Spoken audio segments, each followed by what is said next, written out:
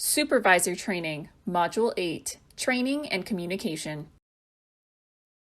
For any safety program to function efficiently, communication is key. We strive to provide all information we have available to us at any given time and welcome feedback from all levels of employees. As a supervisor, you are responsible for ensuring that all workers on your crew can complete their tasks safely and efficiently. To help you with this, we will provide the following: orientations for all newly hired and returning workers. This is done via a video and quiz and checklist for all newly hired returning seasonal workers. Yearly refresher training via video and checklist for all other workers. Workplace Hazardous Materials Information Systems, or WHMIS 2015 training, provided to all newly hired staff and returning staff, reviewed annually with continuous workers. In-house training for supervisors. We provide training on policies and procedures, training on hazard assessments and inspections, training on incidents and investigations, training on our safety manual and our health and safety program. First aid training as required. Specific training of courses as required, such as fall arrest and irrigation. Supervisor binder to assist with required paperwork and due diligence. Job-specific training as required. Employee training program sheet. Mentors if available. This would be experienced employees to lead by example for new or inexperienced workers. Personal protective equipment training with safety glasses, hearing protection, dust masks, and specialty PPE such as fall protection. Proper training and supervision will use all or a combination of the following steps. 1. Explain to the worker how to complete the task. Reference the safe work practices, safe job procedures, and job hazard assessments in our manual. 2. Show the worker how to complete the task. 3.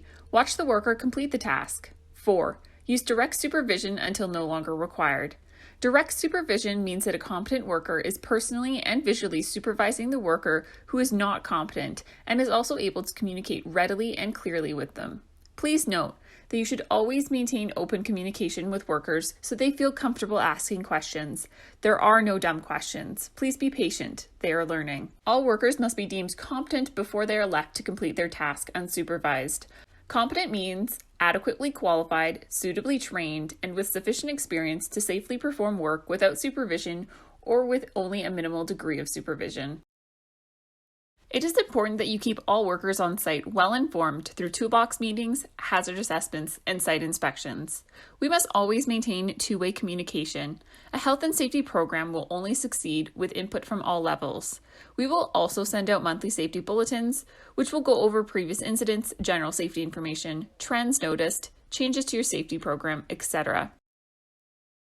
Approximately every 3 months, the office will be in contact with you to touch base on your crew. You'll be asked to fill out an employee training program sheet for any worker that you feel is progressing well and may be eligible for a pay increase. Let's review the steps for completing an employee training program sheet. 1. Fill out the name of the employee and the date you're filling out the form. 2.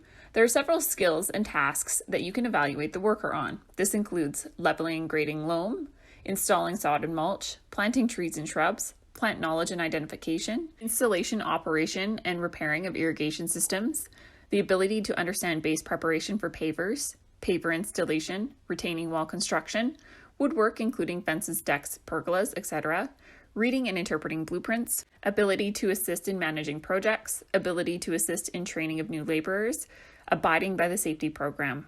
Each skill or task has 3 levels of progression. They are based on the amount of supervision you must provide to the worker. Direct supervision, minimal supervision, or no supervision required. When going down the list, check off which level of supervision is required for each task or skill. You do not have to provide a checkmark for each skill, as some workers may not have learned them yet. 3. In the trait section, you will see 5 areas to score the worker on. Reliability and timeliness. This includes, do they show up to work every day? Do they show up on time? Are they back from breaks on time? Good work ethic and enthusiasm. Are they happy to be at work? Do they want to learn? Team player and communication. Do they keep morale high? Do they get along with other workers and trades? Do they ask questions? Self-motivated or proactive. Can you trust them to work if you're not watching? Do they think ahead and know their next step? Participation in the safety program. Do they contribute with hazard assessments, toolbox meetings, and safety meetings? Do they follow rules? Do they understand the manual? Each section is rated from 0 to 10, 10 being exceptional. Think of this as a 0 to 100% of the time. 80% of the time would be an 8, 5% of the time would be a 1. 4. Add any additional comments in the section provided. 5. Mark down your advice for the wage increase. How much dollars per hour? 6. Sign and date the form. 7. Turn it into the office to be reviewed by senior management. To fill out the employee training program sheet, you must directly observe the worker completing the task to sign off on it. We have introduced a set of general rules for all to follow. These rules are mandatory for all employees, and you as the supervisor are directly responsible for reporting when employees are violating the rules to management. 1.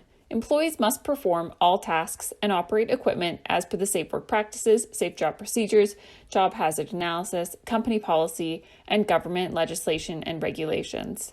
2. Employees must wear the appropriate PPE when and where required. This includes personal attire such as long pants and a shirt that covers your shoulders, no tank tops or shorts. 3. Employees must arrive on time and fit for duty on site. They must stay on site until their shift is over, unless otherwise authorized by supervisor. 4. If an employee is going to be late or unable to show up to a scheduled shift, they must inform their supervisor or the office as soon as possible. All absences and tardiness will be dealt with at the discretion of supervisors and management. If applicable, documentation, for example a doctor's note, may be required to excuse the absence. 5. Cell phones are to be used only on your scheduled breaks unless for work purposes or emergencies. 6. Employees are required to follow the instructions given by their supervisor. Employees have the right to refuse a task if it is not safe to perform. 7. Employees must maintain good housekeeping in their work area and company equipment, for example, machines, trailers, and vehicles. 8. All incidents, injuries, and near misses must be reported to your supervisor immediately. 9. Only authorized personnel shall drive company vehicles, and they will operate the vehicle in accordance with the company's vehicle use agreement.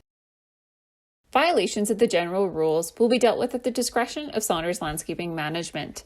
Documentation is required at each step. Step 1. Verbal warning. Step 2. 2 written warnings. Step 3. Dismissal or termination. When an employee violates one of the rules, it is imperative that the management is informed so that the proper documentation can be completed. For example, if you gave a verbal warning for an employee being on their phone, management must be informed so that we can make a note in their file. When we are at the written warning stage, management will prepare the written warnings, and the employee will be required to sign off on the warning. In addition to our general rules, there are certain rules that cannot be ignored. When these rules are broken, they present an immediate and severe danger to others. Because of this, a zero tolerance has been put in place. Anyone found violating the absolute rules may face suspension or immediate termination. The rules are as follows. 1. Possession or consumption of alcohol, unauthorized drugs. Unauthorized drugs can include prescription drugs that cause impairment that were not disclosed to management. 2. Theft and vandalism. 3. Workplace violence, harassment, or discrimination. 4. Any severe safety infraction. This includes anything that causes an immediate or severe danger to others, including unsecured equipment and trailers. 5. Defiance of authority. The refusal to obey the instructions of your supervisor. 6. Not showing up to your shift fit to work with no notice or communication. If any of your employees violates an absolute rule, please advise management so that a decision can be made on how to proceed.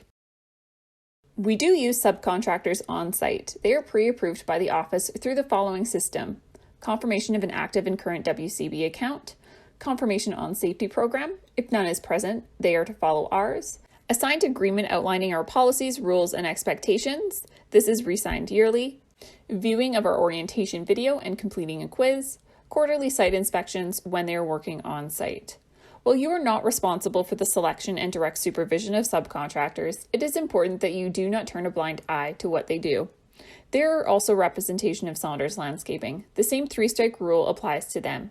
If you notice them working in an unsafe manner or in violation of rules or legislation, please report this to the office as soon as possible. We are rarely ever the only trade on site. It is important that we work well with others present. Open communication between companies on site will allow for better controls of hazards. What others do can affect us as much as what we can do affects them. Our daily hazard assessment should be available to view by other trades if required. Always be aware of what is happening with other trades that day, as that may create further hazards for our crew. A lot of communication may go through the prime contractor, as they must be aware of all hazards currently present on their site. To demonstrate your competency in this section, you'll be required to complete the Module 8 quiz. You must receive 80% or higher to be certified as trained. In addition, we also require a copy of the following correctly completed item: The Employee Training Program Sheet.